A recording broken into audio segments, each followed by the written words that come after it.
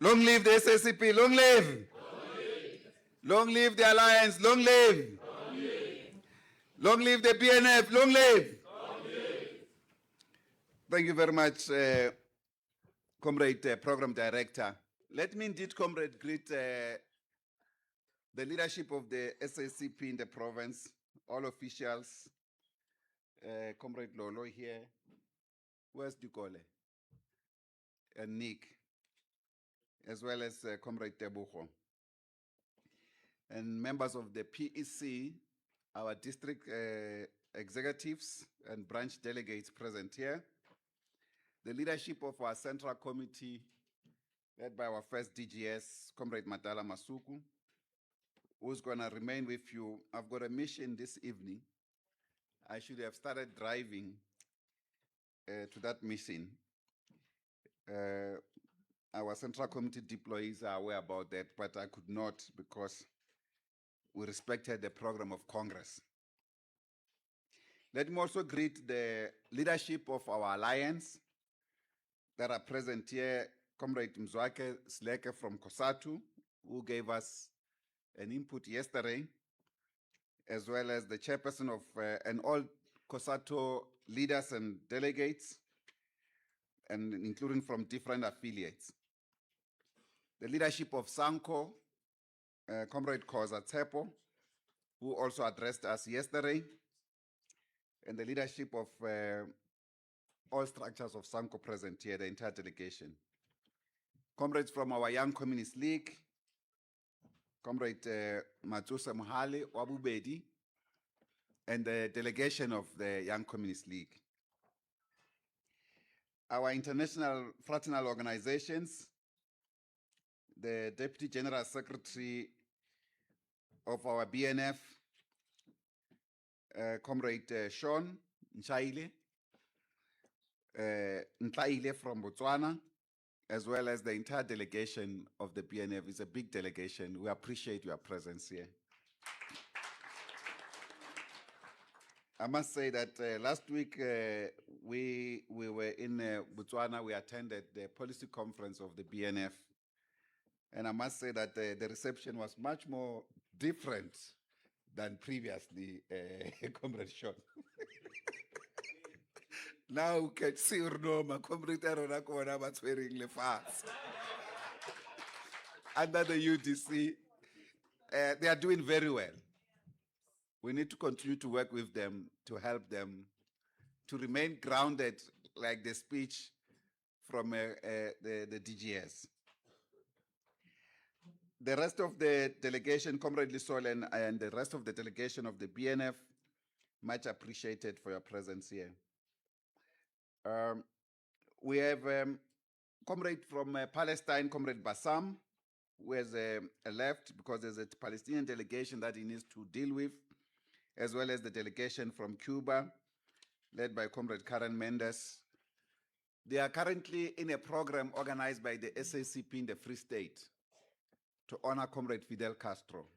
So that's why they had to leave early in the morning for that particular program.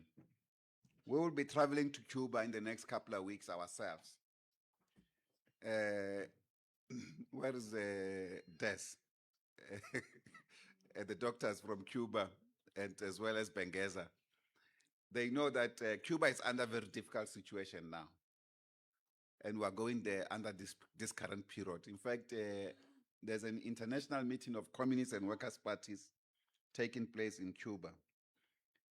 The American government has designated Cuba their #1 enemy in the world today. They are doing every single thing. Just a couple of days ago, they effected new sanctions against Cuba. Complete blockade. They don't allow any ship or anything that must enter Cuba.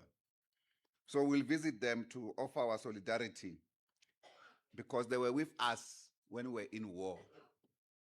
They died for our liberation struggle. They died for the liberation cause of the African continent in Algeria, in the Congo, in Angola, everywhere else, in parts of the world.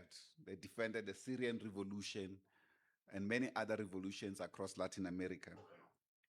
So they need us more during this period. The delegation of the Communist Party of Zimbabwe, Comrade Ian Bedowells, where's Ian? Ian is also working on a program of Ilungelele to Human Rights Foundation that was led by Comrade Kinsibia, who was honored by our Congress with a special recognition award, who won against the banks, the sale of people's houses. They operated from the SACP headquarters. We supported them.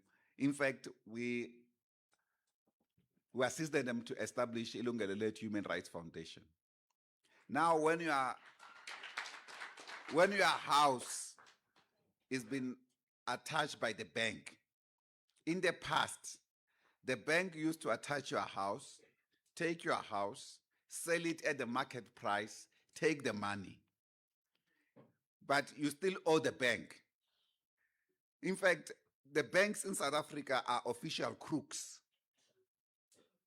because that's what Bertolt Brecht said, actually, this Marxist poet. He said, if you rob a bank, you are a fool. Create one. So in other words, if you want to be an official thief, create a bank. Now, I don't know why bourgeois governments don't understand this thing. And this is a thing that you must feel, Comrade Sean. In Botswana, you need to create public banking system. That's going to be one of the major foundations to resolve problems in Botswana, because you will always have problems with access to finance. So the biggest victory of Ilungelele Human Rights Foundation was to force the bank in what we call the reserve price, meaning that no longer should the bank say, after they've attached your house or taken your house, say you still owe them, and then they go and sell that house at market price, get the full money, and also activate insurance on that house and still get money. Now the law says, as a consequence of this victory, when they take the house, they must sell it at the market price. Only take what you owe them and give the rest back to you. The middle class in this country don't know that this is a victory of the SACP. It's not even the victory of the democratic government. It's a victory of the SACP. So we must talk about it, because we have saved hundreds of thousands of houses. The banks, actually, when they confiscate these houses, they used to sell them at 10 rand, 100 rand on the market. That's the level of disrespect they have towards humanity and human beings as a whole. Let me greet the leadership of Communist Party of Swaziland, Comrade Mangoba, who's present here, and I appreciate also your message. And indeed, Comrade Bengeza, who's the Deputy President of Samatu. I know that I've greeted the COSATU delegations, Comrade Matota. But that one is a special comrade. You know it. I can't stand here and not talk about him. Except that, Bengeza, you must never contest this man, because if I talk good about you, he believes that I'm demotivating him. It's not a demotivation. It's just that one is a special cadre, Comrade Bengeza. And I've seen that there are other leaders from Samatu. We also want to appreciate them, our doctors. We are working on a project to launch a program for all doctors to be employed. It's a disgrace. You have a country that requires more doctors and the doctors are not employed. It's unacceptable, this. Actually, if they continue to delay, we need to also talk to our comrades in Botswana. We've got unemployed doctors here, Comrade Sean, in our country. It's unacceptable, this. Let me observe all protocols so that I don't leave anyone else out. And appreciate the fact that it is too late into the program. And like I said, I still need to travel.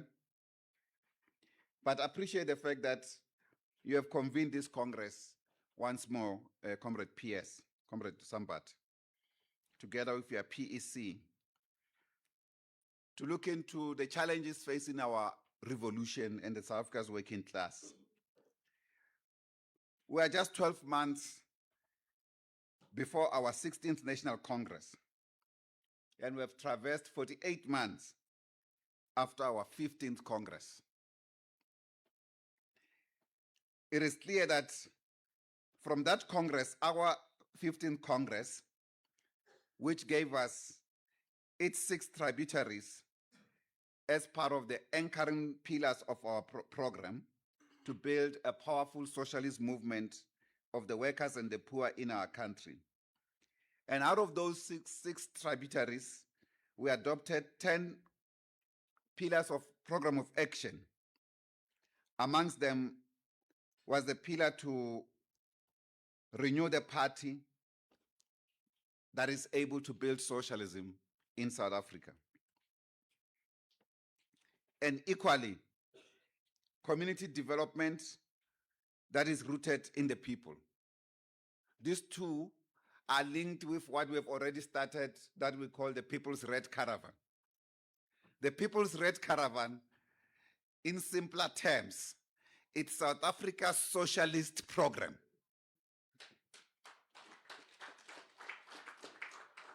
I read in this notes, poor notes by Zamani Soul. Like some of the comrades in the, yes, he used to be in the Communist Party, was our DS in DR, in the Northern Cape at some point.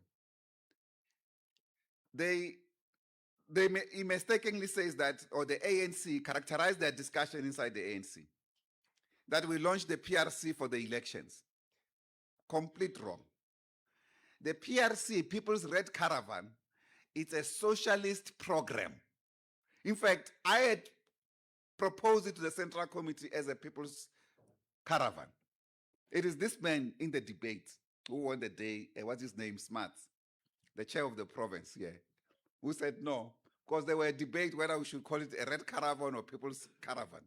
Then he merged the two, he said no, let's call it the People's Red Caravan. So it was a contribution from this province, this.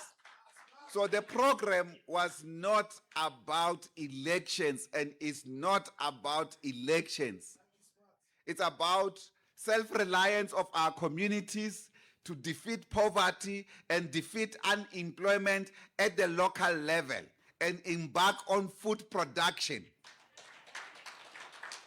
That's the essence of this program. I was getting a feedback from what we've started. We started it here in this province, in Motlabe. After a year, it's only jacking up Motlabe. Some of the things that when we started were not implemented are being implemented. The community store is about to be completed. The rabbit farming have started. The bee farming have started. These are things that when we left, they were not yet there. So it's getting up nicely. It's going to be something wonderful and something big. But this is a total economy in the hands of the people, by the people. So we want to tackle unemployment from its source and create work for all. Our pillars also required us to build a non-racial character of the party and our movement. This pillar, it's suffering in the rest of our movement. We are not succeeding at the rate that we should be. For instance, we are the first non-racial organization in South Africa and on the African continent. But we don't reflect that. So this must be rectified, particularly as we now embark on a huge mass mobilization in our communities. So we must build a party in the process of doing elections work as well. We also called for youth mobilization for socialism, as well as embarking on the cost of living struggle against the rising burden on the poor. These are the basic things that this Congress must also deal with. How to cushion the poor from poverty, how to turn them around. When we entered communities, I was with some of the delegation of the ANC in Botswana. And when I talk to them about the People's Red Caravan, they say, yeah, but you guys, who's funding you? They think if we had waited for funding, we would not have started a single PRC. No, not a single one. So we go to a community and start a program with nothing. We plan with the community, we implement with the community, we suffer together with the community, we organize resources together with the community. And in some instances, you don't know how this program is self-mobilizing. When we were in Gladstone, in Free State, that's the place I didn't see Comrade Evelyn. Because, yeah, she was not well. She has been a special member of the People's Red Caravan. You know, yes, she's leading our social structure system in the PRC. That's where we're able to analyze the community in detail. That's where we unearth the chap from Mutlabe, who's now studying medicine in Cuba. We not only unearthed him, we found that he was it's an orphan living with siblings who are young, who had no one to take care of. The point that Comrade Matoda was talking about. The minister in the MEC took pictures 3 years earlier. They left the boy. He was now teaching other matriculants how to prepare for exams. And he didn't even have, when we asked him, how do you want us to help you? He said, if you can buy me the workbook. So he doesn't care that he has nothing to eat. He says, no, organize me the workbook. He's using some old phone, hotspotting other students in order to access the internet to teach them for free. And our great doctor, the good doctor of the people, Dr. Bengeza, came in. He's a special one, this Matoda. You have to accept him, Chad.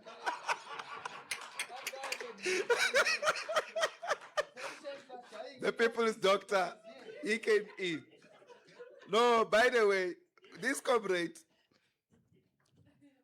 I think he was working in the political office. No, I told him to resign. Yes, I instructed him that, Bengeza, leave this thing. You are trained as a medical doctor. You cannot be a tool of patronage. Yes, because when this one left the department, they were renewing his contract month to month. I know they can't disrespect you like this. A trained medical doctor, a communist, no ways. I said, leave that thing, Charam, and don't even go and open private practice. Go back to the public sector. And that's what he did. That's what I'm talking about. It's a special quality of a cadre that. So much appreciated.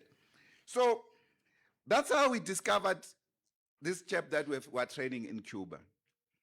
But in the Gladstone, our comrades go to buy cement, where we're building the community store. The white man who's delivering the cement, they try to negotiate a discount. He didn't give them a discount. When he arrived at the venue to drop the cement, he then said, oh my gosh, you are doing all this for the community? You guys were right, man. And he said, no, the next batch of cement, I'm donating them. That's the spirit of the People's Red Caravan. It's self-mobilizing. It's not driven by money.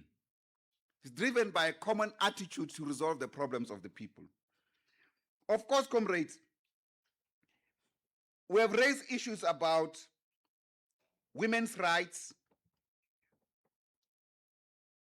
a struggle against patriarchy, and gender-based violence and femicide. This remains a big problem for us. We haven't managed to get a proper campaign, including a full campaign against crime. We had a bilateral discussion with our comrades in Sankong a couple of weeks ago, or last week. They are launching a campaign called Operation Pimpa. So it's an anti-crime campaign. And I felt we've been struggling to get a proper campaign to roll out in the community. We may as well work with our comrades in Sanko on this Operation Bimba, which is an anti-crime campaign. We started something in the Eastern Cape on this anti-crime campaign, particularly attacking gender-based violence and femicide, and especially the scourge of rape that has bedeviled that particular community. But we couldn't sustain it.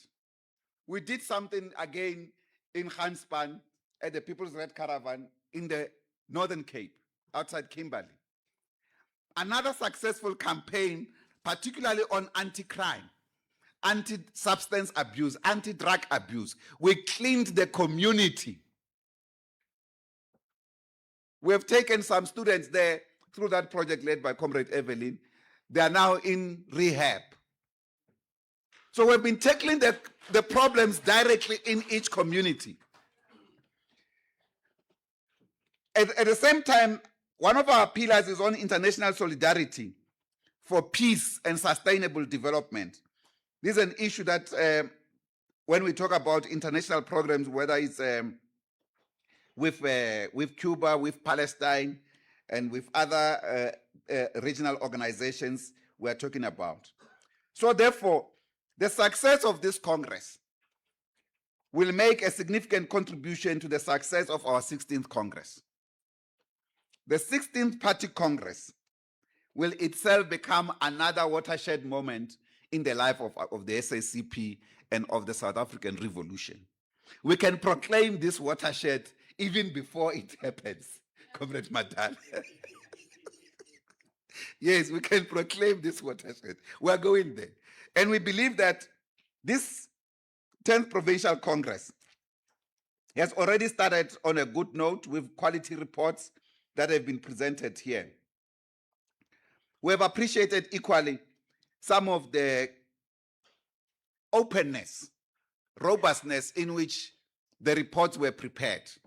Sometimes I even feel these comrades are too far, Nick, together with your PS. Very self-critical. That's very important. You did not come here to praise yourself for only the good job that you have done. Even Lolo, when she presented the Treasurer's report, you can see all the reports have indicated successes, difficulties, and failures. That's self-criticism. This is important for us. We must not hide our weaknesses. Even our tactics and strategies, when they fail, we must review them. I always say, I paraphrase what Mao Zedong used to say. Mao Zedong used to say, in the conduct of the revolution, when we have taken a particular decision, when the situation changes, the material condition changes, he says, I have the right to change my mind. So we mustn't be dogmatic. That's why we appreciate this criticism in this report as well, Comrade Nopala. Well done, Mao Zedong, yes. We must indicate, comrades, that despite all of this, there are areas that our structures need to learn to appreciate. We have now developed a tool.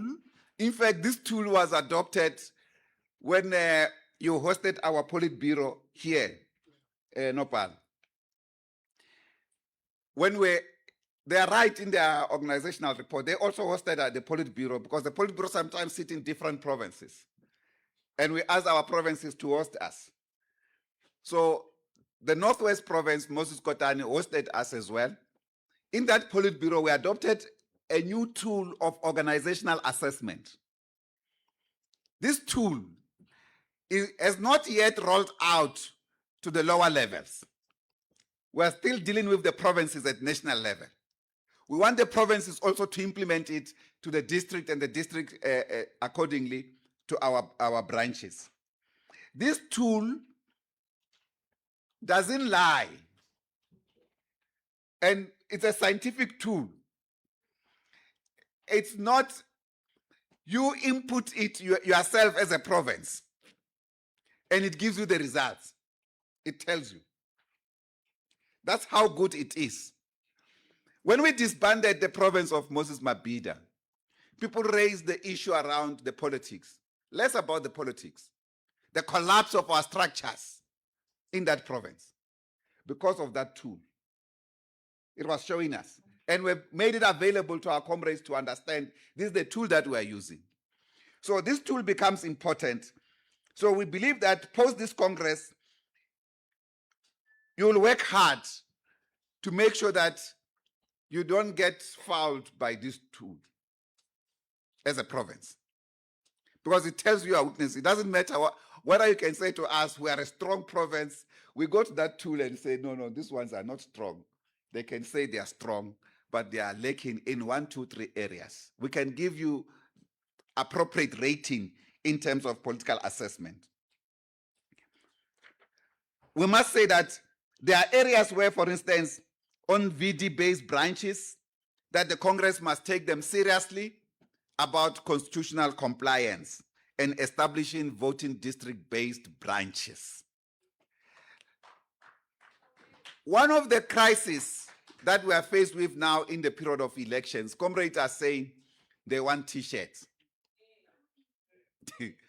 Yes, no, wait. I want to talk about this issue of the T-shirts. We don't have the money for T-shirts. Yes, tell the people that we don't have the money for T-shirts. That's the truth. So we can't lie to you that we'll give you the T-shirts. We just don't have the money for T-shirts, okay? And we don't have the huge monies, resources for the campaign. So we're going to campaign different from how we have campaigned in the past. We want you to understand this new mind shift because we don't have the resources. We were the first organization more than 15 years ago to launch what we call voting district-based branches. Part of the reason for that was to resolve problems at the immediate level where the people exist. In our voting district, you don't need money for transport to do work in your voting district. You can need money for your ward, but not in the voting district. In the voting district, you allocate yourself hours to go and talk to the people. It's a walking distance. That's why we refocus the party to be responsive to the voting-based districts. So don't promise people T-shirts because we don't have them.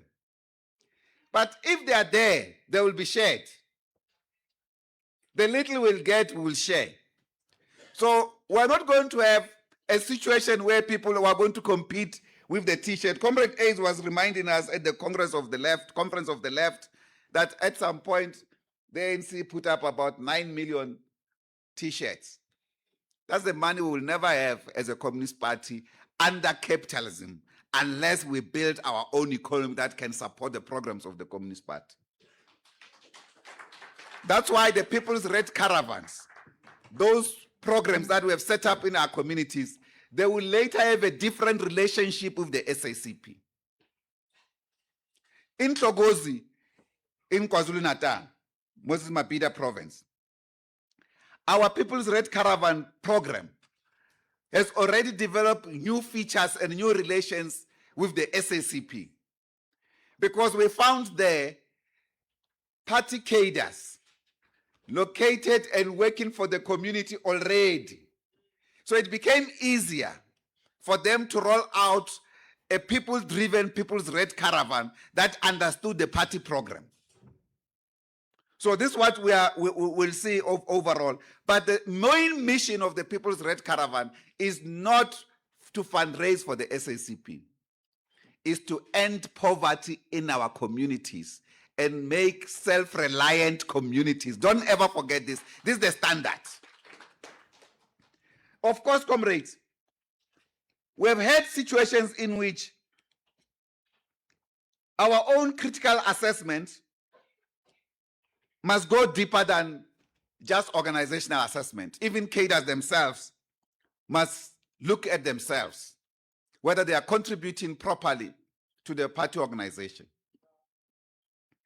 At the same time, when we undergo this self-criticism, for instance, there's a comrade here, I noted him, with keen interest Comrade Louis, the PS of the ANC in the province,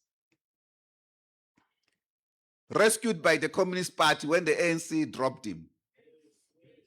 He's now chasing our comrade. You must tell him I said he must stop doing that.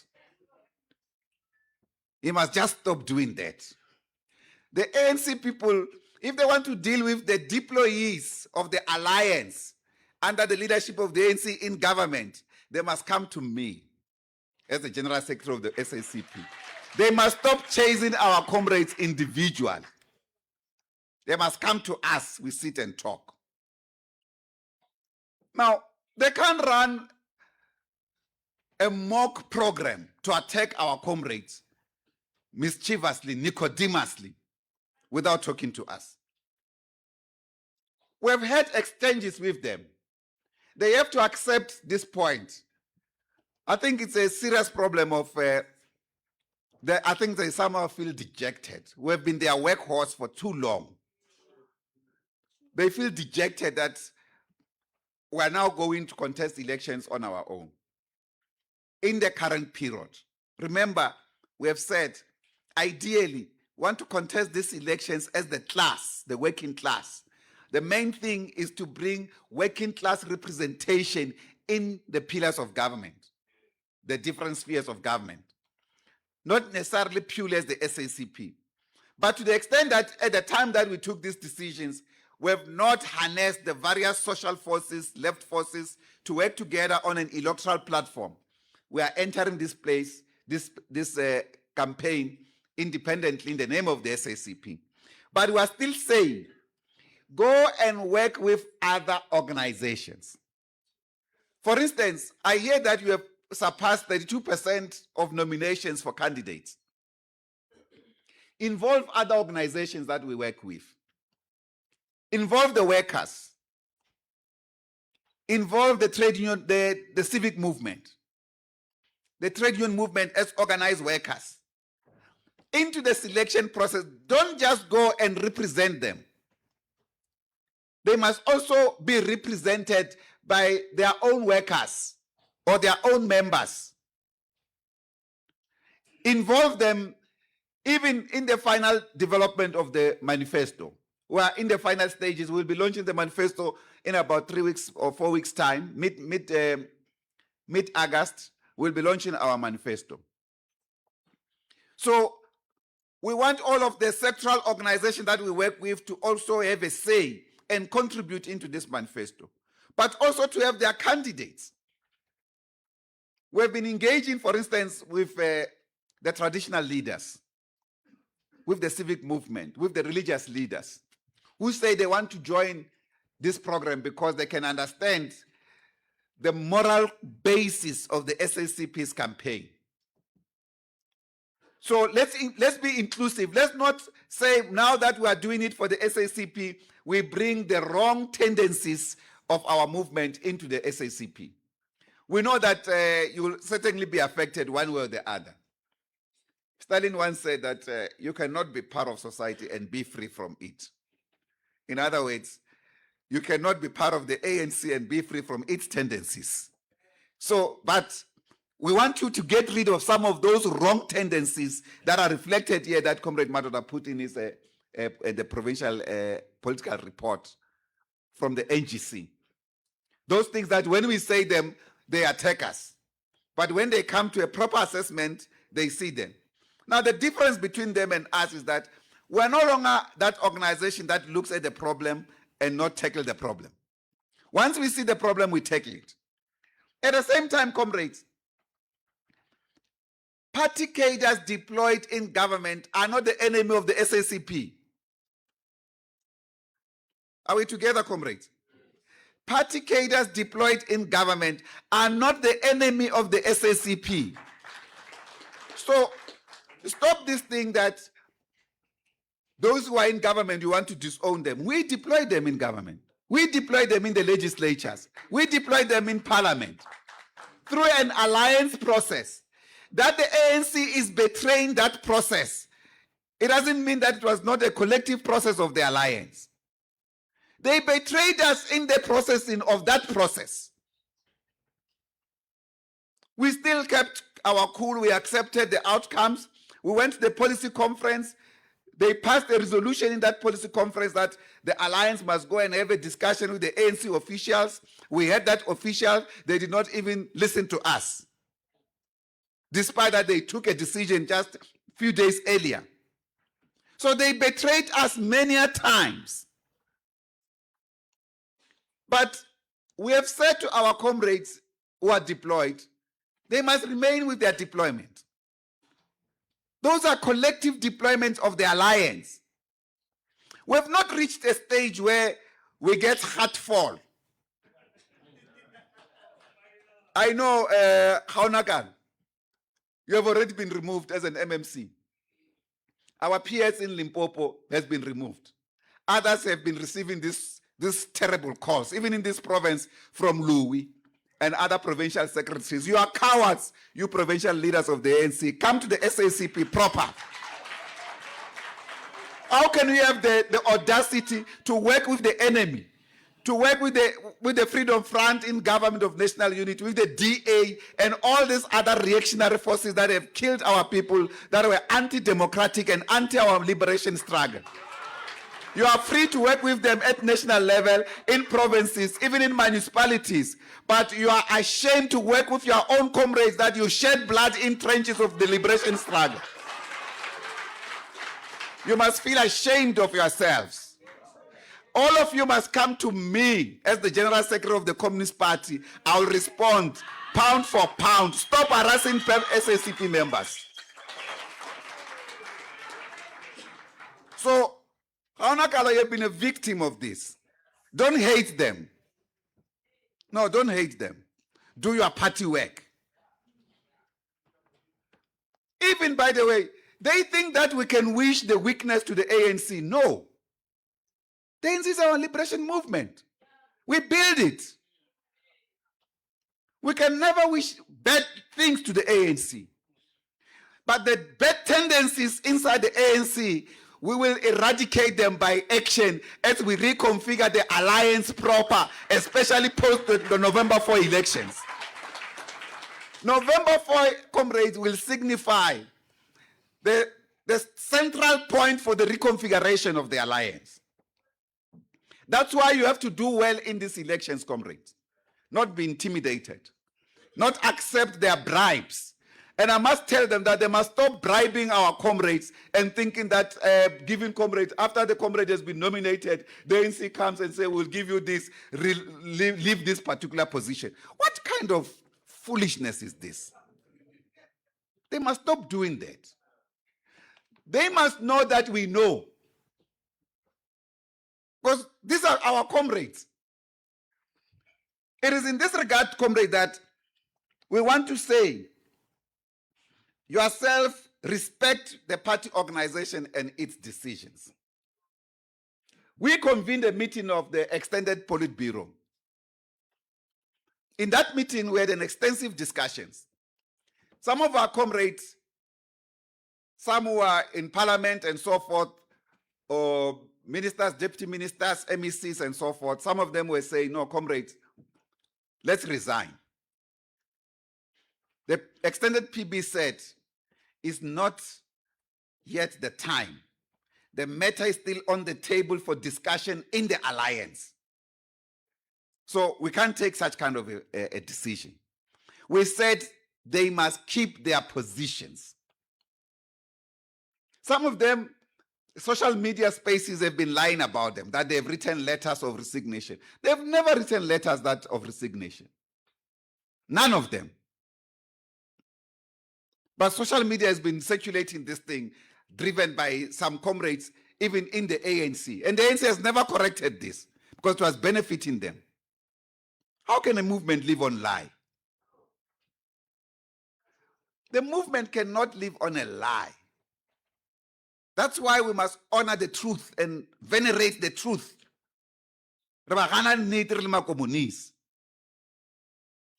So, our comrades who are deployed collectively by the alliance still remain so as collective deployees of the alliance. And for that matter, the ANC, when it suits them, they say, they invoke this thing of ANC right to deploy.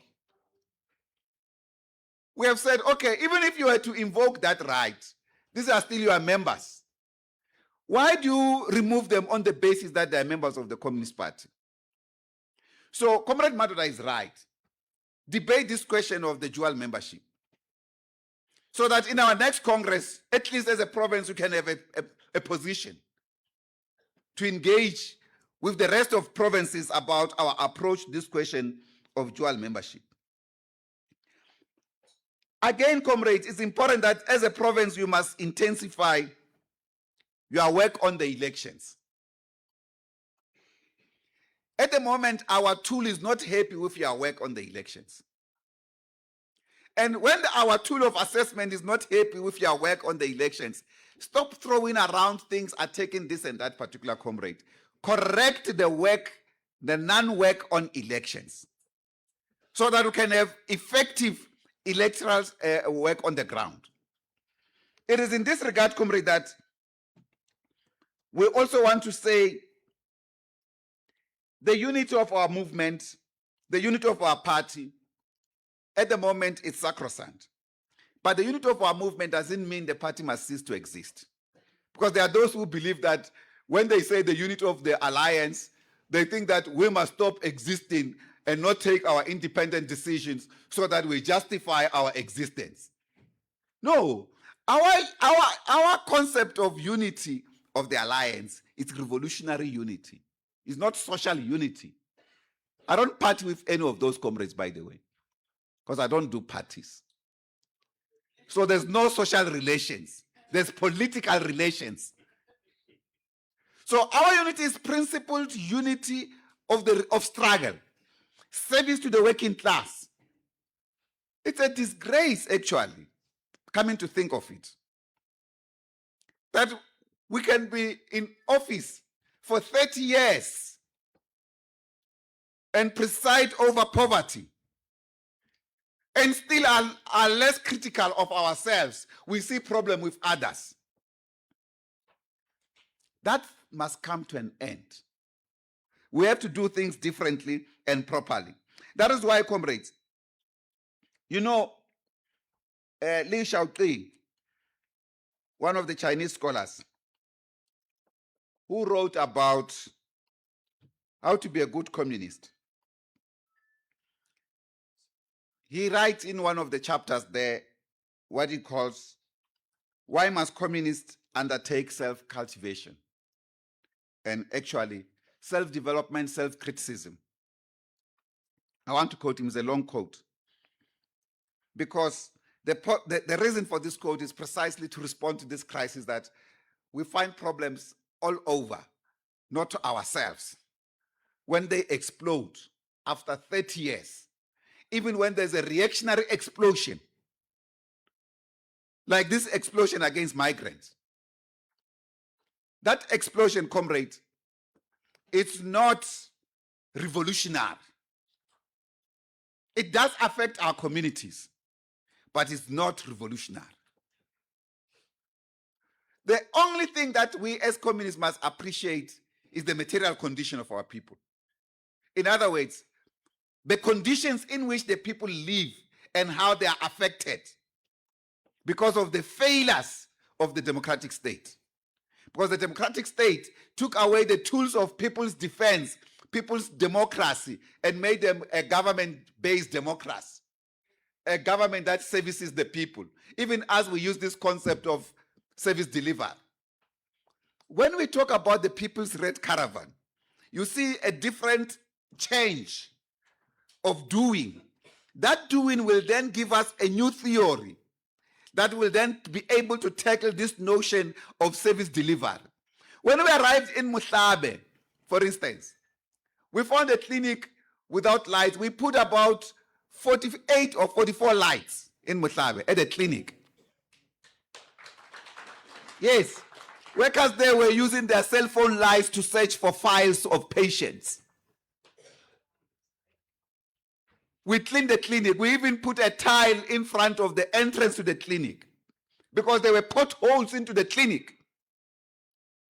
After we put this tile, some inspector of clinics arrives the following day to come and check if the tile is compliant with the standards.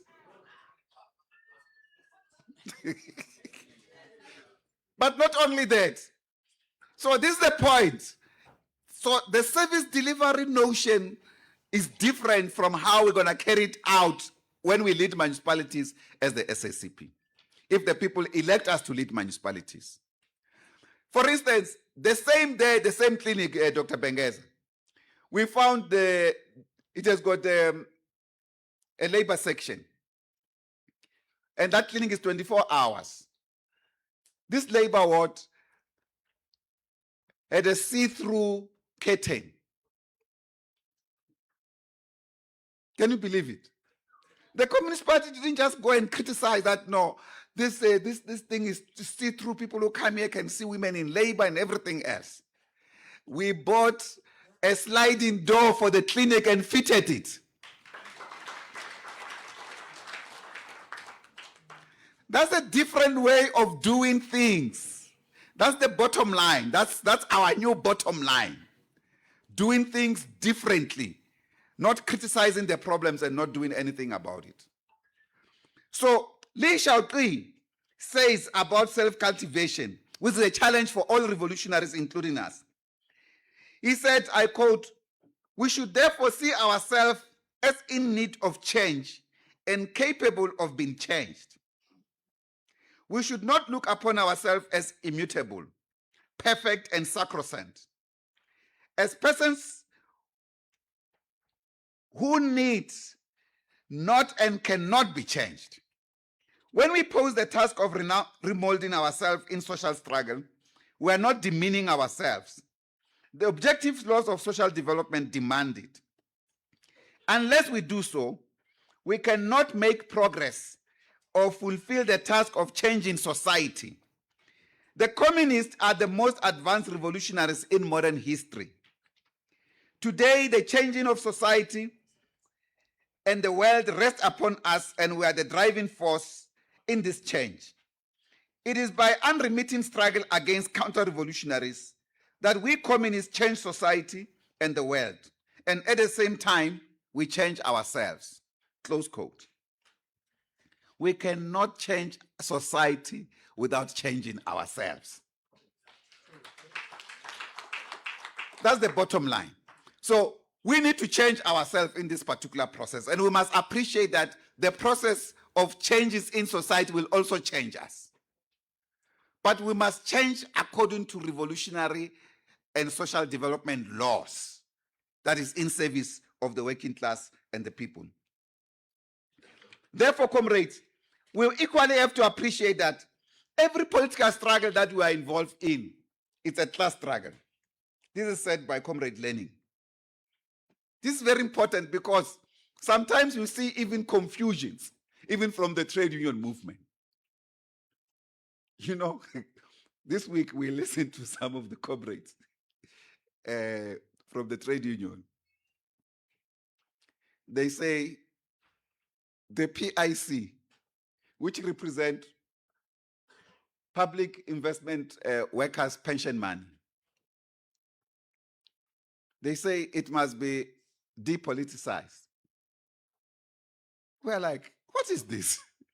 So the depoliticization is like, get a private guy to come and run public sector workers' pensions. I mean, this is worst form of reactionarism. So the private sector is better than the public sector. We need to change this mindset and appreciate that our political struggle is a class struggle. And every class struggle is a political struggle. So don't listen to people who say this thing is politicized. It's bourgeois politicization that says so. Because the bourgeoisie, when they say take out ideology, they want to sustain bourgeois system in our country. That is the capitalist system in our country. That profit on the misery of the people. That's why that's the main fear even from inside the movement of the Communist Party contesting elections, is precisely because, as the Communist Manifesto says, communism is power itself. They are afraid of this power of the working class. We arise this. Madot. I can mo congressing yaron. Tlamile mo fine mthako. Auna tukele o kana congressing yaron SCI. Mthakona was one of my favorite young comrades.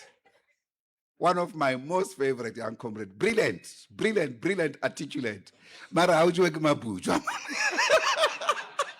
Utamaile, rekaska mkhona.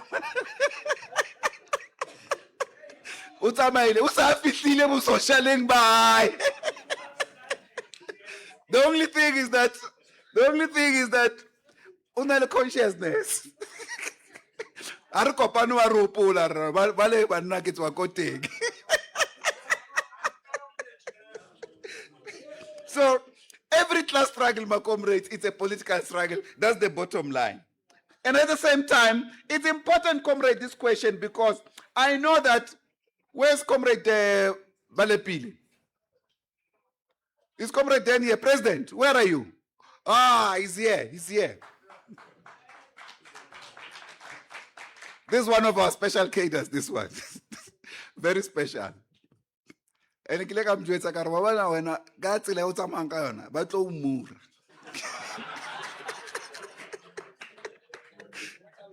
Just as. But man, let me say this.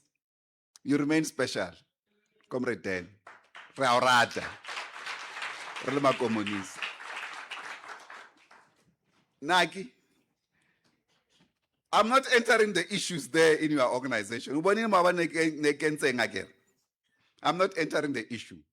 What I want to enter for the trade union movement, because I know that Samat is having this discussion, is the concept of class interest. Because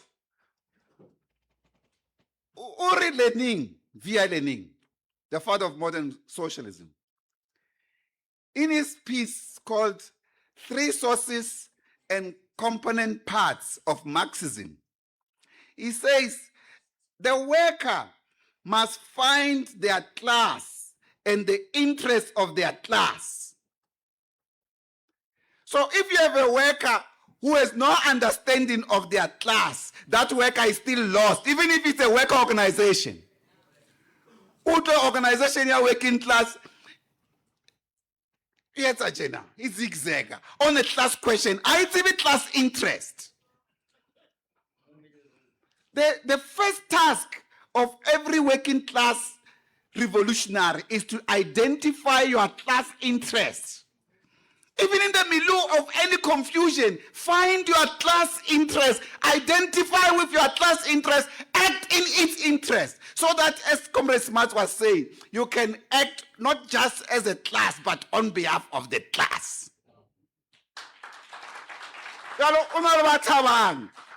Because they are intimidated by the bourgeoisie. They denounce their class interest, but they want working class organization. If you are a leader of the working class organization, activate class interest. The bourgeoisie, they will never act in the interest of another class except for themselves. Why working class leaders are allowed to betray the working class and the working class continue to worship them as their leaders? This thing must come to an end by the working class of this country. That is why the Communist Party in this province must run effective political schools and programs to educate the working class, the communities, but especially organized workers themselves. Because organized workers, that's why we call them the leading detachment of the working class. They are at the cold face of exploitation.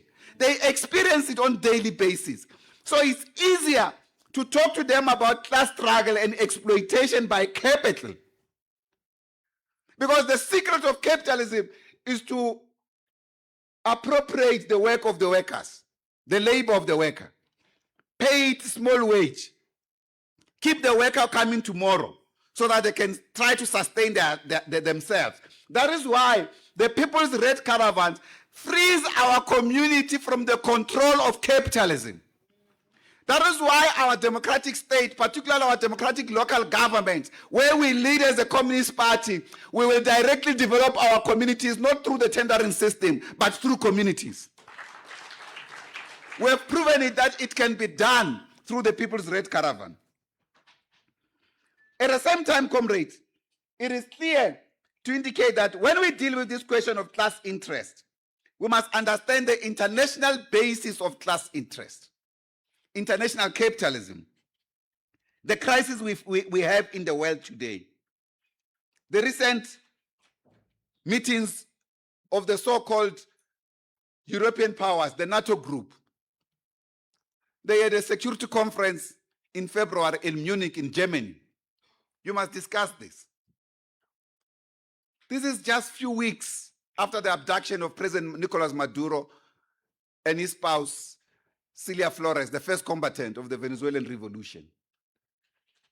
They abducted them through the military, and they killed almost 92 soldiers, and then people who died as a consequence of their explosions.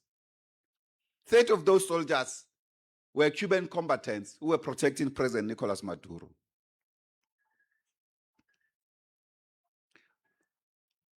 They used the thermal weapons, thermal sonic weapons. These are new modern weapons that when they shoot at you, you get choked, like you are hit with the electric. So you can't function. These weapons are not allowed in war, but they are using them. And they use them to capture President Maduro. That they are now disrespecting in the USJ. This Congress must express special solidarity and share special love with Comrade President Maduro, one of the best revolutionaries to come out, particularly after Fidel and Chavez, committed to the socialist cause. They deal with them, the imperialist forces. That's why we need to empower our communities to own their resources.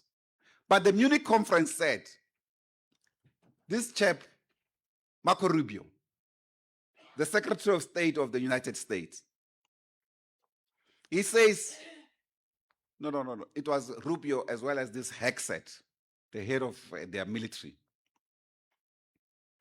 They said they are looking for new partners to join the US in recolonizing the world.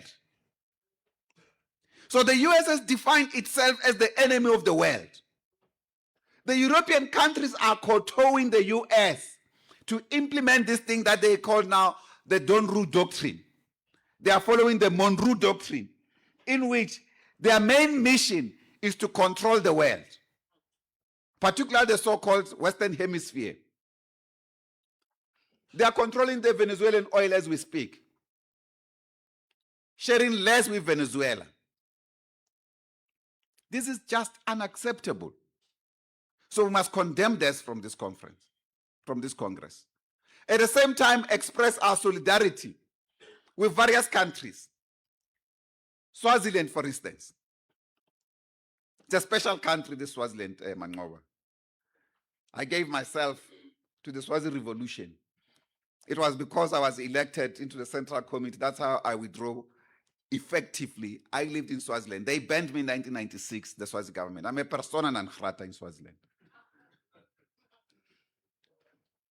And I lost to good comrade, Advocate Musa Dlamini and Jack Gavenda, who died there, fulfilling the Swazi Revolution, as well as Comrade Amos Mbedzi. Amos, I was with him in MK, Comrade Tau. They tortured him. They never forgave him. And when he got so sick, they released him to die in South Africa. The foolish South African government accepted it. And this current Minister of Foreign Affairs, I told him, he was Minister of Justice at the time. I said, why are you accepting this nonsense from the Swazi government? They kill your comrade and say, take him to die in your hands. You accept it. Why are you cleansing them? But these chaps don't listen. They never listen to advice. The same as their president. They never listen. But they were matla. Matla fela. Yes, and matla belong to the individual. Matla fela. So we need to express solidarity with the Swazi comrades and the Swazi revolution for democratization, basic things. Our solidarity on the African continent with various countries, particularly the crisis that we face now in the Sudan region. Sudan is now divided into almost 2 countries, 3 countries now. There's a possibility for another 4th country. It's getting continuously divided. There's this young boy, Dagalo, a billionaire, who just comes up and captures a country. Simple as that. It's a youngster born in the 80s. I don't know much, so maybe we might say that, but you get how. At that time when he was possibly born, I was in Amstrad. But he has taken over the country with the largest oil reserves on the African continent. Actually, the oil lake of the African continent, its basin, its base, is in Sudan.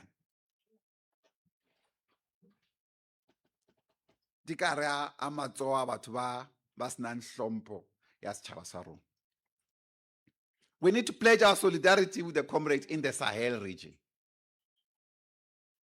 In Mali, in Burkina Faso, in Niger, even in Central African Republic, who are trying their best. In Burkina Faso, it's even something special that is taking place there. The Burkina Faso is implementing the People's Red Caravan from the top. And they can show you that this thing is possible. It can be done even here. So we need to pledge solidarity with these countries and the revolutions.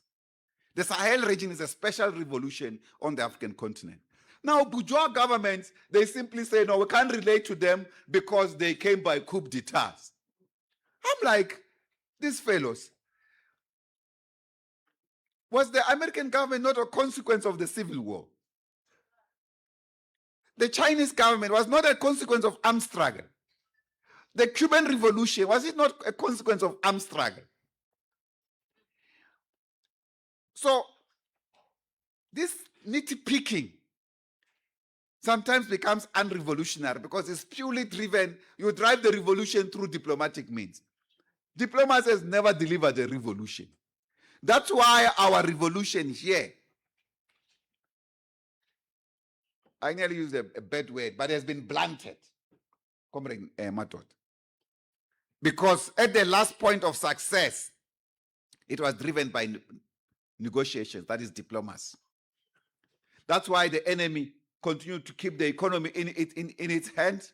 And we thought we'll have a democratic breakthrough and have a space to restructure this, and we never developed the real courage to do it. We need the courage of African leaders. We need to refuse African leaders to send their children to study abroad, to study on the continent, to live on the continent, to use facilities and hospitals on the continent, in their own countries. It's a big developmental possibility if African leaders refocus themselves. You know, one day, I'm not going to say this thing, but I will tell Mangoba when we meet, possibly before I leave tomorrow. Because I meet a young girl in Swaziland who was a refugee when I was doing my underground work from Rwanda, who had run away from the genocide. All family members murdered. Got a scholarship to study in Swaziland. She's in the university. The university goes on strike. Then management expels every student from campus. She has nowhere to go. I get into a bus. Here is this young woman. She's crying. What is the problem? No, I don't know where I'm going. I'm thinking of where I come from because I ran away from home because of the genocide. Now, my friend, who was a university student, has left much earlier before they expelled everybody from Siteki. So I'm going to Siteki to search for my friend to see if I can find her and stay with her. That's the only person that I know, where I know they come from and stuff. Her name is Dale. That day, a special moment came into my mind that maybe we needed a special project named after her to deal decisively with tyrants on the African continent. We still need African youth that can confront tyranny, including the tyranny of democracy, bourgeois democracy on the African soil. That politicians are just happy to be in political office and cannot transform the lives, the living conditions of the people. We need to respond to that. The Young Communist League, you need to come out of the cocoon as a Young Communist League. Don't conduct the revolution like the SACP. Conduct the revolution youthfully. At the same time, we need to protect other revolutions like the Cuban Revolution. That needs special mention because that revolution has given so much to the world and has gained less. Even now, those comrades, they don't ask for much. They ask for simple solidarity.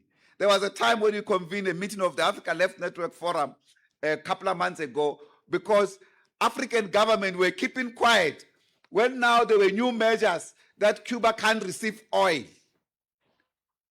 because the Americans want Cuba to beg.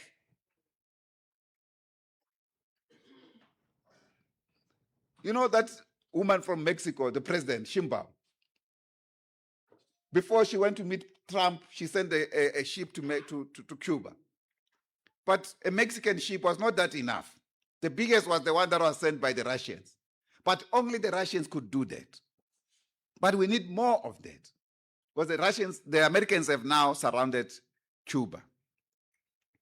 So we need special solidarity to the Cuban people, the heroic Cuban people who died for our revolution. At the same time, so in other words, we must improve working class internationalism and worker unity, even amongst ourselves. Even in our commission as the Communist Party, let's be clear about the dangers facing South African working class today. Comrade Ian spoke about this question here around March and March. Because the migrants did not create the problems in this country. They may have contributed to social problems that are a consequence of the capitalist crisis. The main problem is the problem and the crisis of capitalism in South Africa. That's the number one problem. Now, if we get capitalists to run scot-free and shift the crisis somewhere else, we'll never be able to resolve the problem. Now, the worst is that you even have a government that takes the responsibility of capital for the crisis it has created to be its own problem. And they even want to change the whole of state to be under the control of capital. We have said, for instance, this issue must be resolved, particularly around the abuse of public resources in the name of Operation Vulindlela. Operation Vulindlela, comrade, is nothing else but the state sale to capital, the sale of public resources to capital by the democratic government. Let me not sophisticate this thing. In other words, you have a government that is controlled by the bourgeoisie. The bourgeoisie are capitalists, and they are organized formations like BUSA. They tell the president what to do. A couple of weeks after their meeting, the president will announce some reforms in the field of Operation Vulindlela, as if these are government reforms. So these comrades, they really think that we are fools. We don't live in this country. They can do things secretly. It's a serious problem, this. So this Congress must deal with these questions that affect us, including the points that were raised in the political report around the economy of the province. Again, comrade, towards ending, is to lay to rest the fact that one of the tasks of the strategic task of the liberation forces today is to unite the liberation forces, but not to unite them on a fictitious agenda. For instance, we cannot reunite the liberation forces to affirm Operation Vulindlela. It's impossible. We can't do that. At least from ideologically, from a sense of basic clarity as the Communist Party, we can't do that. We can't sell public resources to capital just to please the unity in the liberation movement. We can't do that. So the government must stop neoliberal economic policies. The economic policies in which public resources are sold to private sector, as if private sector is the epitome of efficiency. You are victims of many entities, particularly in the financial sector. The banks, the cell phone companies, the insurance companies, how they mistreat our people. No efficiency at all. But they create an impression to government that they are the most efficient group and so forth. So this thing must be dealt with. At the same time, comrade, this question around the crime in our communities, I touched a little bit on it. We've had some explanation. We're discussing some stuff in the Politburo about rolling out a big anti-crime program in our communities. You know, comrades, I don't accept this thing that our communities are allowed to be overrun by criminals. I don't accept that. Where the Communist Party is organized, it must organize society, the community, to protect itself. You know, when you go to other countries, when you arrive in a particular country, when you are a visitor, if you go to a particular township or village in some other countries on the continent, when you arrive, immediately you arrive, some people will come and say, yeah, no, we have been expecting you. Yeah, we've been expecting you.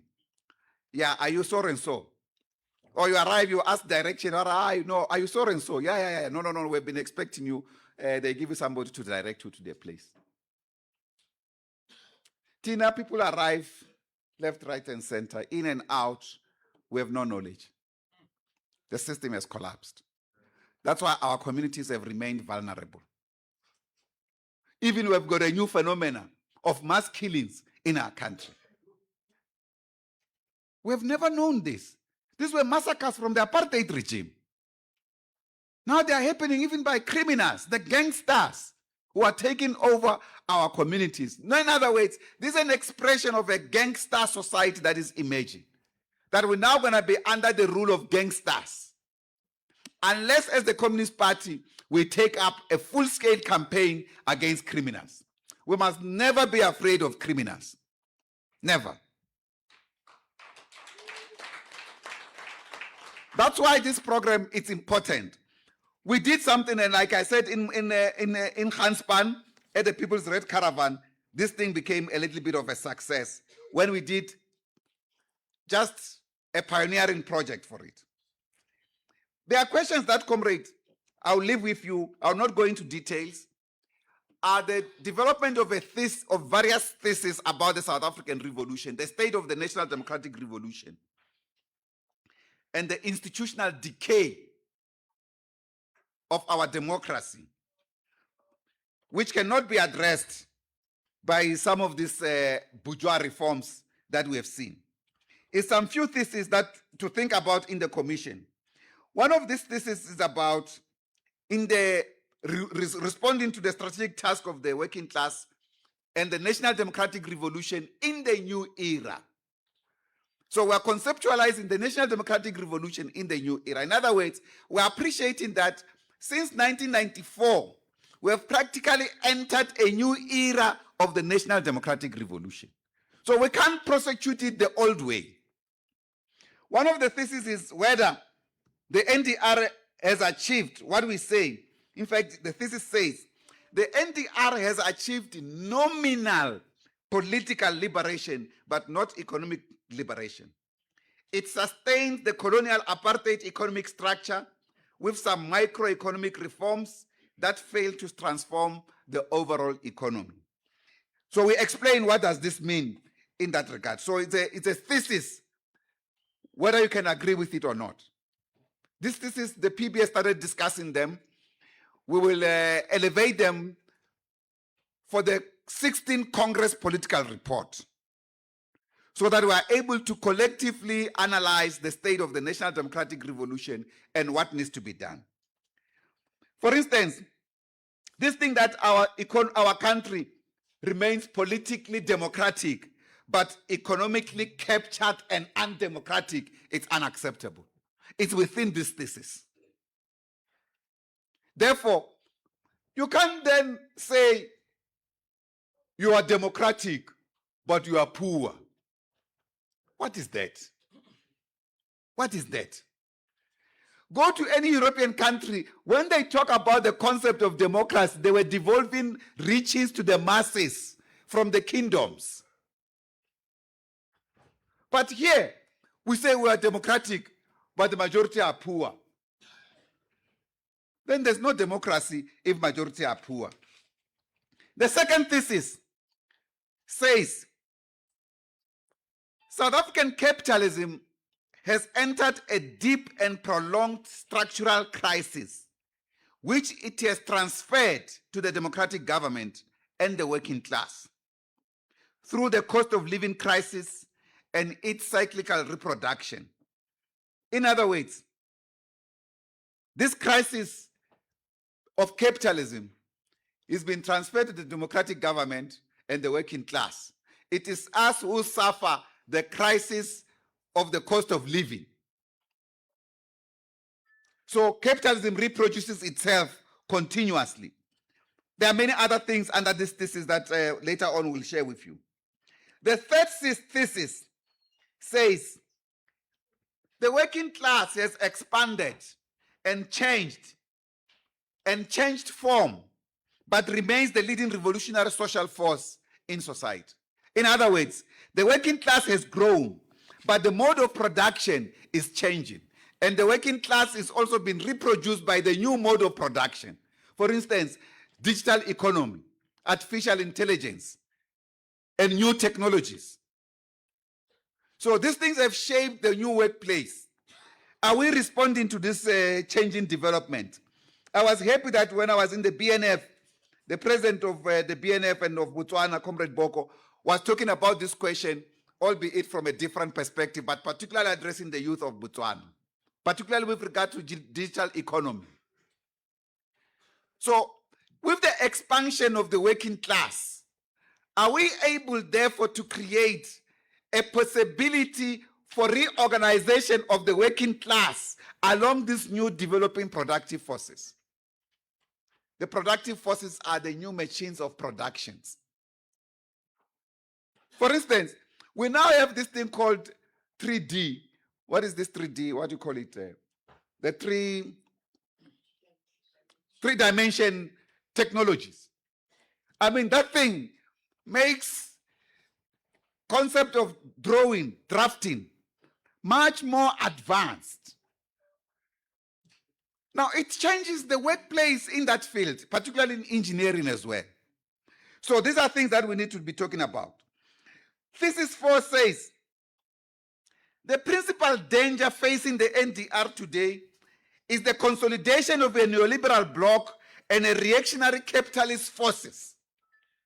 What we see reflected in the GNU. If I were to sum up the GNU in one single sentence, is this thesis: the consolidation of a neoliberal bloc and reactionary capitalist forces. How do we respond to this crisis, to this particular thesis? The fifth thesis talks to the evaluation and the assessment of the weakening and disintegration and even possible ultimate collapse of the relationship between the 1994 social contract between capital and the democratic transition. This is a little bit too deep. Let me briefly touch it. How do we evaluate the social contract of 1994? In other words, what were the compromises of 1994 that we are living with today? And how do we untangle these compromises? The other thing, the thesis 6 talks to the liberation movement that has been gradually captured by compradorial forces who now seek to co-opt the trade union movement. The compradorial forces are those forces in the country that stand on public platform and call for international investment when they are actually calling for the sale of their country.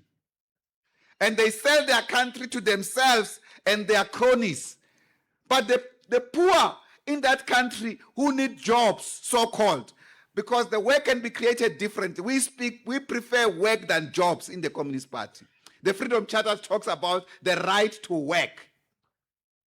It's in our declaration of the Congress, the 15th Congress. It's in the Freedom Charter, the right to work. But the comprador bourgeoisie are those elected political elites, like through the government. The president liked to convene this thing called the investment conference. I wish one day we can have the guts, and it can be possible, I don't know through invocation of what law, to get us clearly all these investment conferences and the deployment of resources that were promised in these investment conferences. Because that's how these compradorial elites act.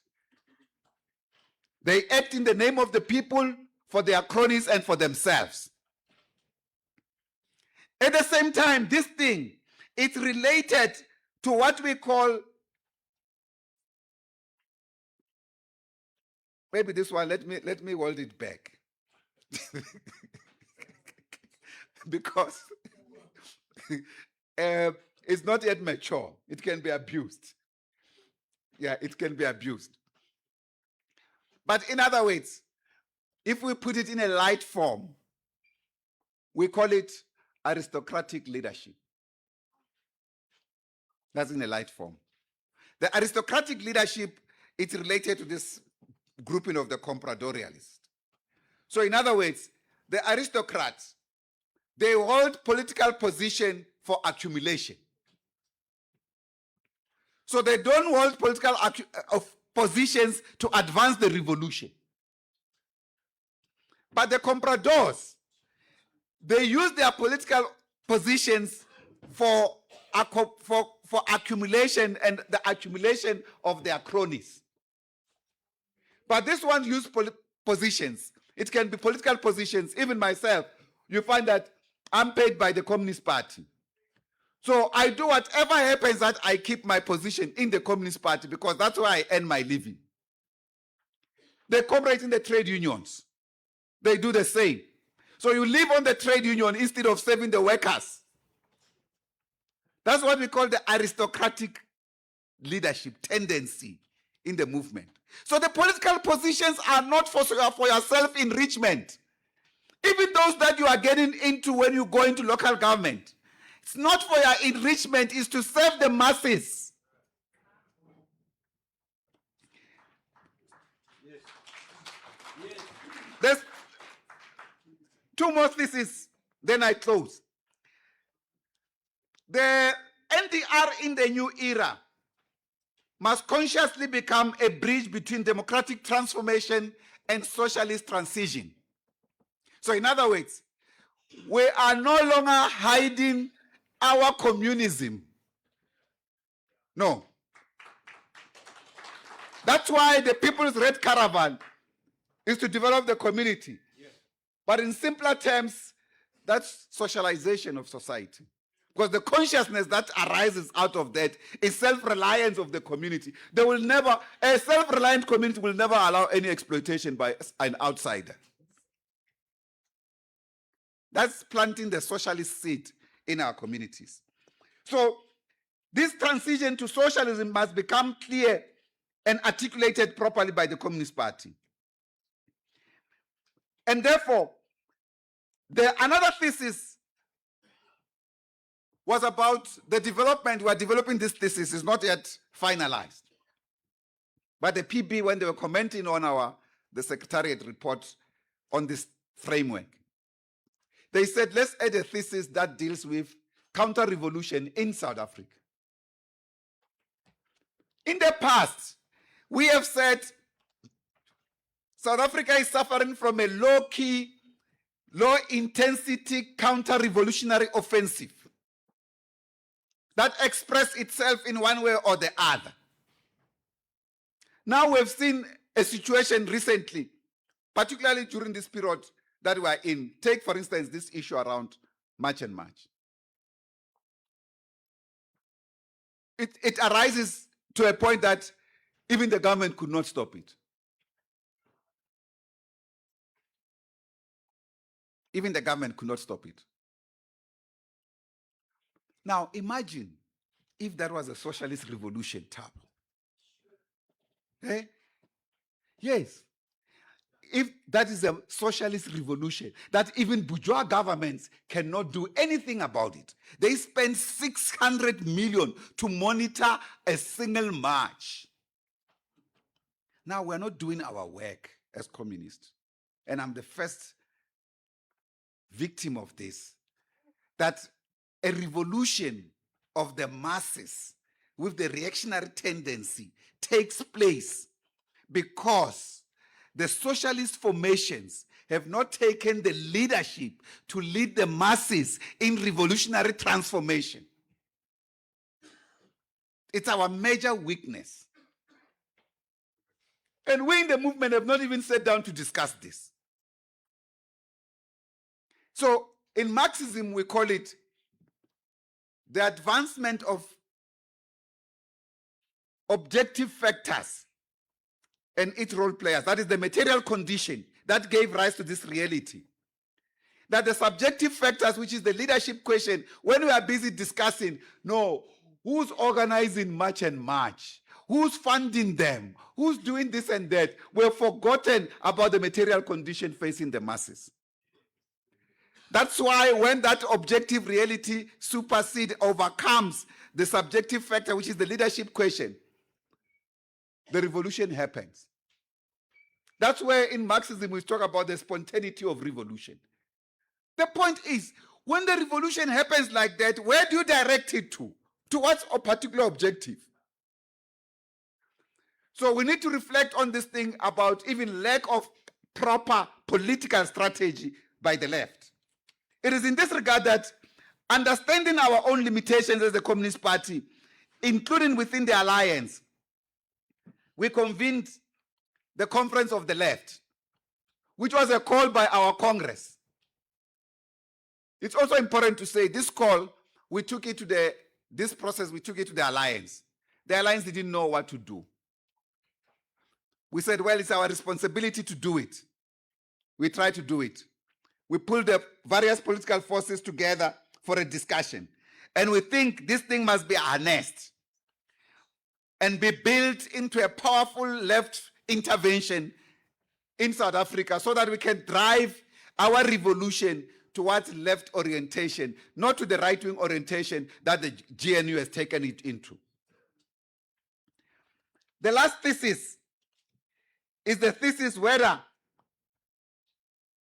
the NDR in the new era, in fact it says, the NDR in the new era must become a platform for building organic South African socialism.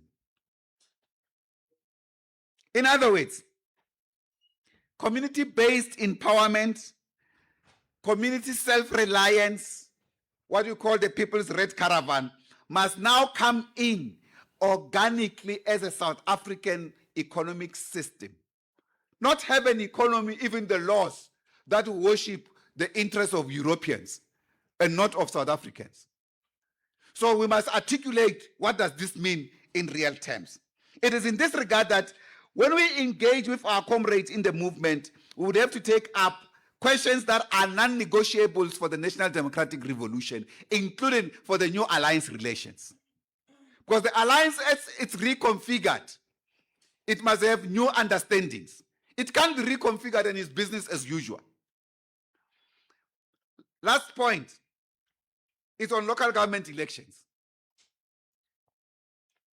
I've already said, firstly, to base this point, that comrades who are holding positions in government, including local government, are not your enemies. That is, those deployed by the alliance. They are not your enemies.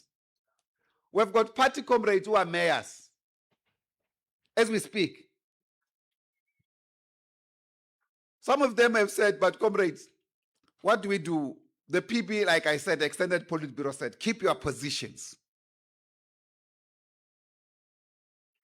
It may be a tactic that people do not agree. We had a discussion with one of the trade unions. They don't agree with this tactic. They say this tactic is bringing confusion. What do you call it? The confusionist. Says it's bringing too much confusion. And this confusion is being abused by various forces in the movement. So those comrades, first, they are not your enemies. We are going to contest local government elections for working class representation and for the SACP to enter the sphere of local government in its name. Therefore, if the comrades who are deployed, and I think, comrade, you must read mischief when it's thrown to you. You know, we have a voter registration weekend. Then the comrades from the war room, where's Mabuse? Yeah, chairman, he's here. They are in the war room there with Tinyeko and others. Then they do deployments and this and that. As they are busy working on deployments, then social pages runs with various deployments from the ANC. They've deployed our comrades who are in government. Now, then the comrades start in the social media space attacking one another. No, when you are a sellout. Wait, they DM the comrades. How can you do this thing? How can you ditch the party? Wait. No, if those comrades have done this in mischief, you don't respond to them with mischief. You do the work on the ground. Because we have said these comrades must keep their positions. We have not resolved this matter or these matters affecting the alliance. That's why the comrade from COSATU was saying here, no, the Central Committee of COSATU is still going to have a Congress, and the Congress will decide this matter. We respect their decision as the Communist Party. We were the first after their Congress when they took each other to court. One of the affiliates of COSATU took the Federation to court. Yes. When the Federation at Congress voted to support the Communist Party in elections, we said as the Communist Party, let COSATU finalize this matter internally, democratically. We can't force them to support the Communist Party. Workers, when they embrace their class interest, they will do so. That's the bottom line. So allow these processes to happen. There are those affiliates who will be clear. They've got Congress resolutions supporting the African National Congress. When they do so, we mustn't hate those affiliates. We must go and convince the workers why voting for the Communist Party will be the best solution under the conditions that South Africans faces today. So we say to all of you, comrades, go and work hard in your communities. And please, do not fight over positions. Do not fight over position. Even share these positions. If you have people that can win us the votes proper, give it to them.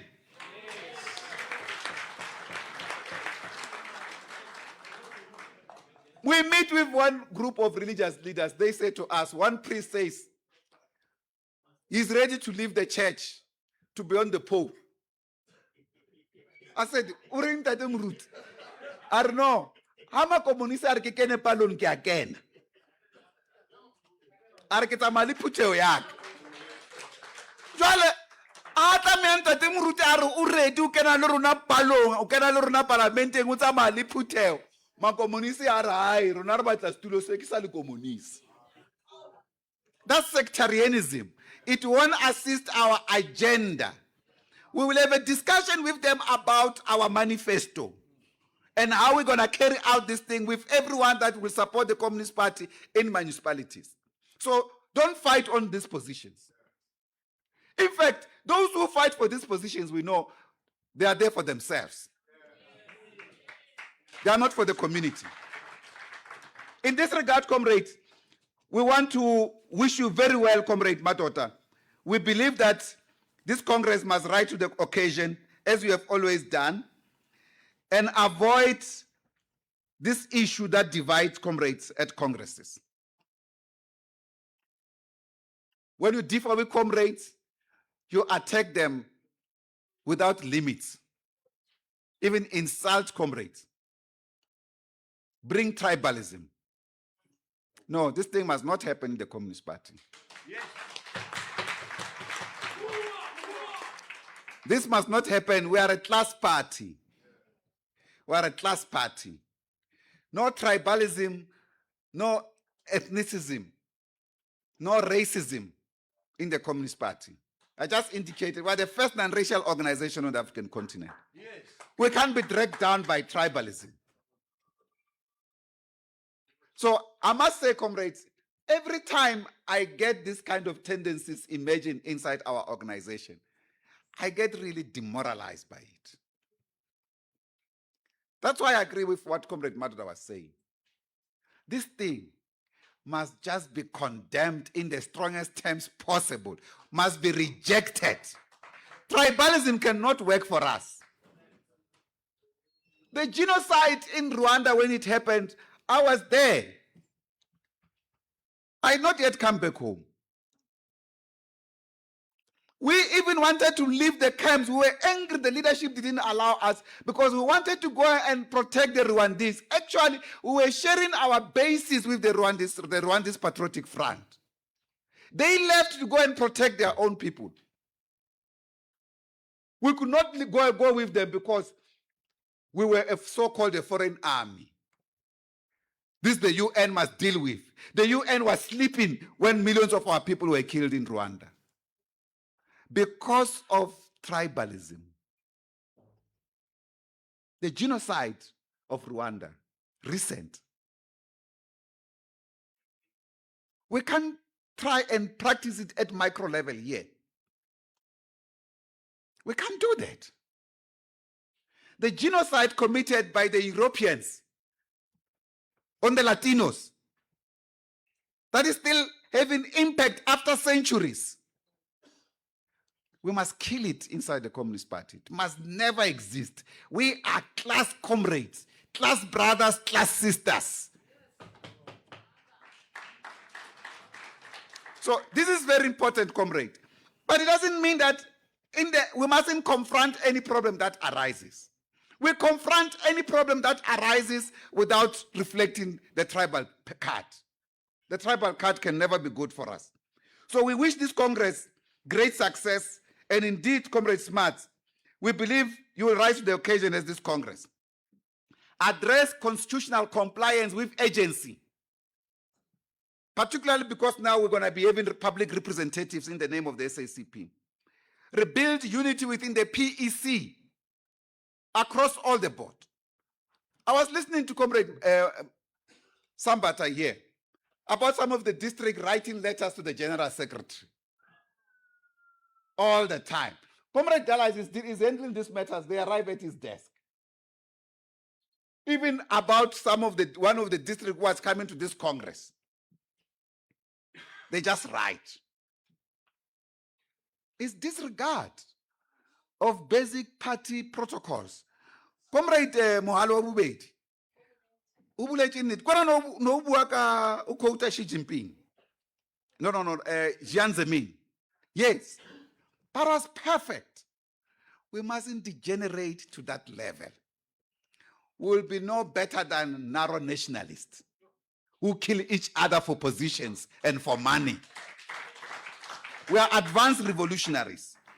So we must therefore concretize our programs properly and remember that discipline and unity and implementation are the lifeblood of our organization. Comrade Nick gave that quote on Lenin, and I was saying, it's not just Comrade Lenin talking about party activism. It's an oath of all communists. In your organizational report, that last quotation, it's an oath of all communists. If you have embraced that, then you know that you are driven by programs and implementation of programs. The challenges that you face with your comrade is to resolve problems of the people. And if another comrade is not there, you proceed and resolve the problems. You don't say so and so is not here. You work hard to resolve those problems. This is how we must practice democracy in our organization.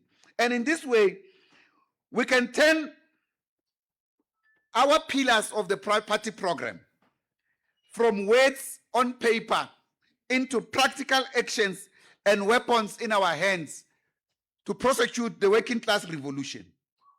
Therefore, let this Congress be a turning point for the Moses Kotane province. Let it be remembered as the Congress that confronted its challenges head on, rebuilt its unity, and recommitted itself on the struggle for socialism.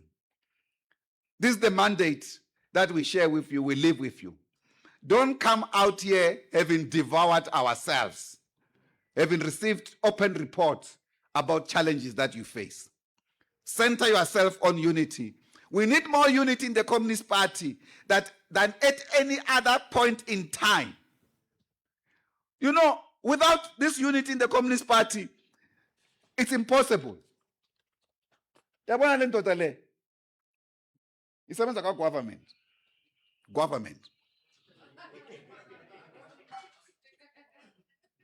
baze bayithreathenishe abanye bathi no somsusa lo athi hayi akunandaba namona ku NGC ka ANC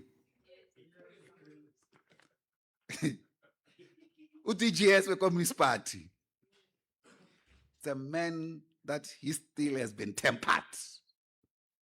He's strong as the steel. This is our DGS.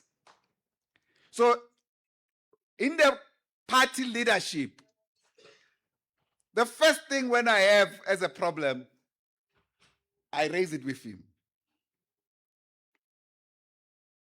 At one point, he has not been well. He was even attacked by COVID. He survived COVID. But he's a workhorse. I even worry about him. Committed to the unity of the party, but to party principles as well. So we'll need a collective leadership where leaders can rely on the other. Where you can rely on smarts. Smarts can rely on you, and vice versa, your deputies and everybody else. So there's collectiveness. And this collectiveness should not be based on friendship. I don't party with him, but he's the first man I go to. Even when we confront difficult challenges, there was a time when Venezuela was surrounded by 13 warships from America. And the Venezuelans said, comrades, are you able to see us on an urgent basis? And I said, Dallas, what do we do? He says, no, let's go. I said, but the both of us, he says, no, you can't go there alone. And I can't go there alone. This one needs both of us. Because President Maduro extended direct invitation at Noma, comrade, come and see us. We're in trouble. So we went there together. We got stranded in Venezuela. Our return way, we took about 78 to 84 hours on our way back. 74-hour way back. That's how difficult it was. But at that time, the point was, he felt it will be unfair, having understood the crisis at hand, to say, I must go. And how does he feel when he has allowed me to go on my own? I may not go back. I may not come back. He said, no, we go together. We traveled together. So we were aware that even if we did not come back, the party would have to create a possibility to move forward. Because we must have trust in the leadership, the collective leadership of our movement and of our own organization. So don't kill yourself, don't devour yourself, divide yourself by the mischief of those who want to use a moral question of deployment of our cadres to divide the Communist Party. The Communist Party will build a self-reliant South Africa, self-reliant communities will be counted amongst those. Otherwise, thank you very much. Amandla.